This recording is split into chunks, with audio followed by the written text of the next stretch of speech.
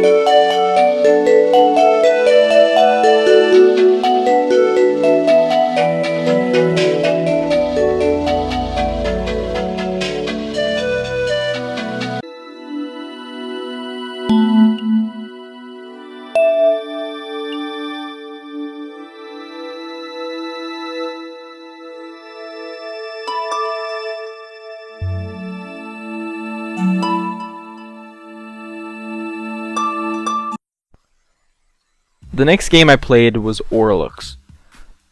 Orlux is a game that's very similar, at least by the looks of it, to Influence. It's another ambient, real-time strategy game with simplistic graphics and simplistic gameplay. It also has some nice ambient music to back it up, and a generally relaxing vibe. So you will see on your screen here that I'm clearly losing very quickly on the game's first level, so it has a higher difficulty level than the last game. And now that I'm getting a feel from this game, the feel that I'm getting is that it's a slower paced version of Influence with more strategy. Very cool. To compare the two, I'd just say that if you enjoy one, you will most likely really enjoy the other. The Influence is better if you want a more relaxing experience, and Orlux is better if you want a more strategic one. There is a demo available for this game on the website, and there's also an Android version of the game available if you want to check that out.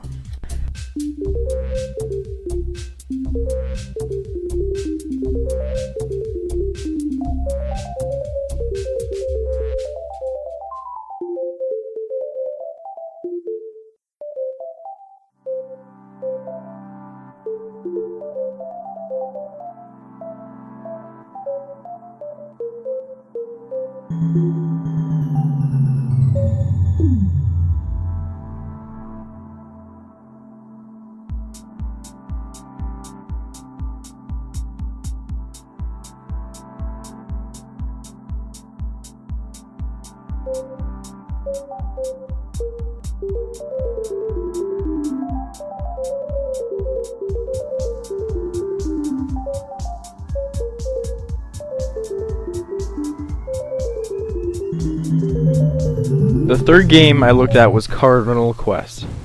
Now this is my kind of game. This game is a dungeon crawler inspired by a lot of early games from a few decades ago. It seems to contain a lot of roguelike elements, which I love. However, there's a certain amount of simplification of the genre, which you might see as a good or bad thing, but it does make it easier for people to get into. Simplified or not, it's a fun game. If you are looking for fancy graphics, don't look here, but if you're a fan of the roguelike, you probably don't care so much. I had a lot of fun playing this game, and dying was fun, so check. Definitely going to play this some more, and the game is actually available on iOS and Android as well as PC, so you might want to check this one out.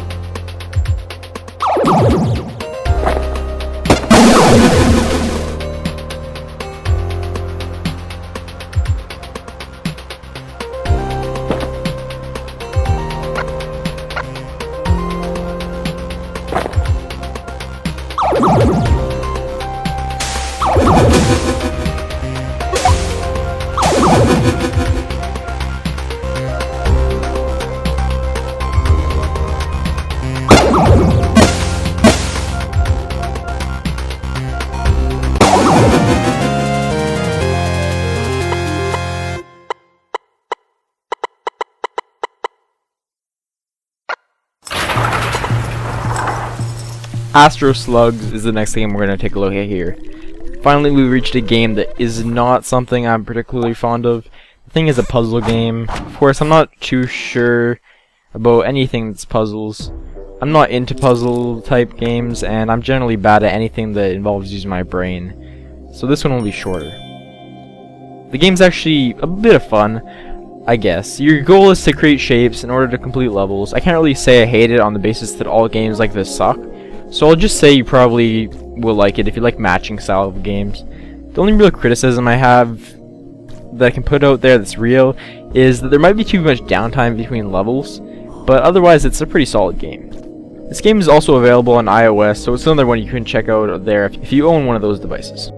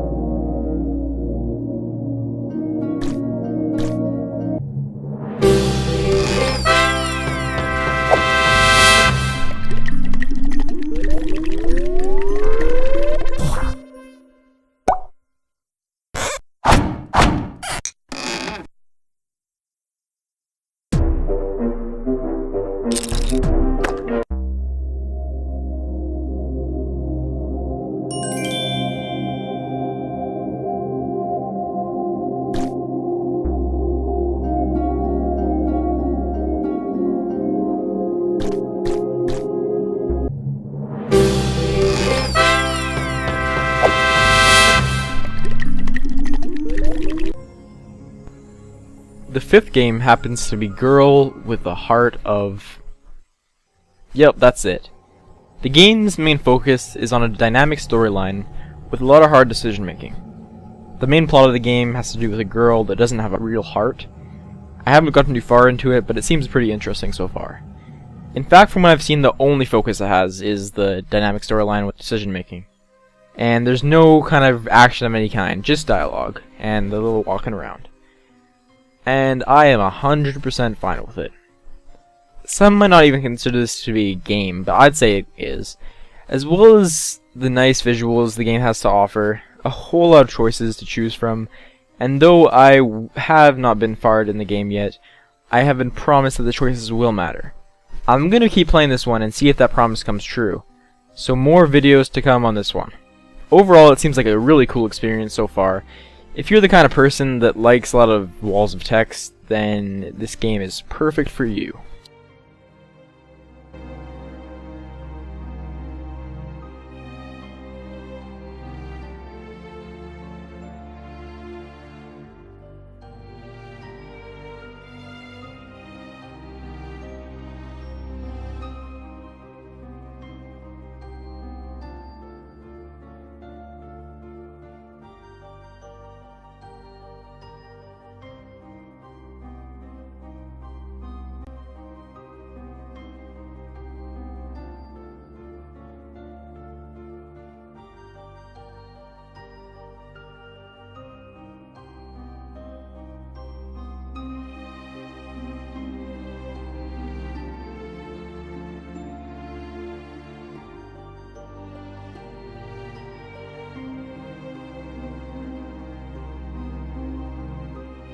The final game that this bundle has to offer goes by the name of Pitman.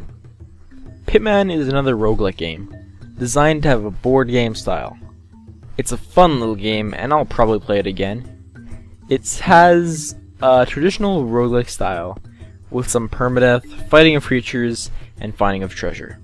It sticks to its board game style, so there's not a lot of fancy animations, but its general look seems fine to me.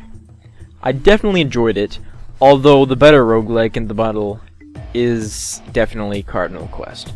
That's my opinion. If you enjoy a more 3D style, maybe something even more simple than Cardinal Quest, you might enjoy this game quite a bit.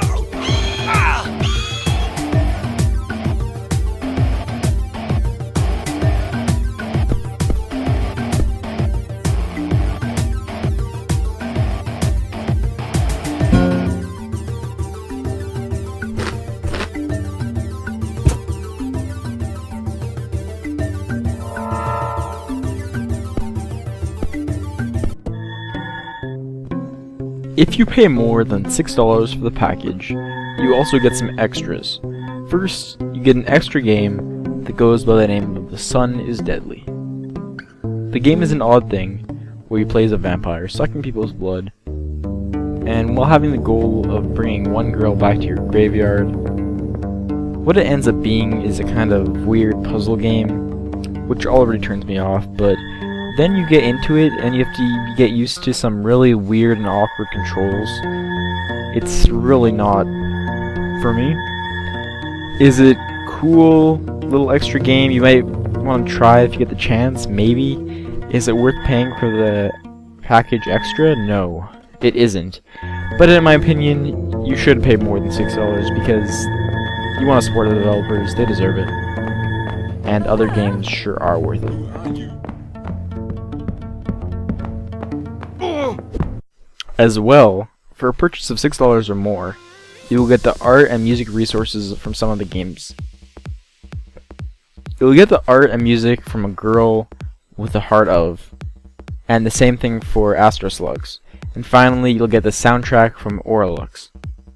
On a side note, you can also get the music from any game you play of influence after the game. Now that's all there is in general terms of the general bundle contents. I might as well talk a little about my general opinions of it. Now I love this thing, but hearing that you have to realize it's been perfect for me. 2 roguelikes, 2 Zen-like RTS games, and an awesome story-based choice simulator. The puzzle matching stuff isn't exactly for me, but Astro Slug seems to be pretty high quality as well. If you have a similar taste to mine, or enjoy puzzle games, matching games, whatever that is, I'd very much recommend you pick up this bundle and support the developers that created it. You can buy the bundle over on their website, which I'll link below, for any price, but give them something fair, guys, they deserve it. That's all I have for now. I will be gone for the next few days, so content should start up again next Wednesday. I'll see you then. Thank you so much for watching, guys. I'll see you next time.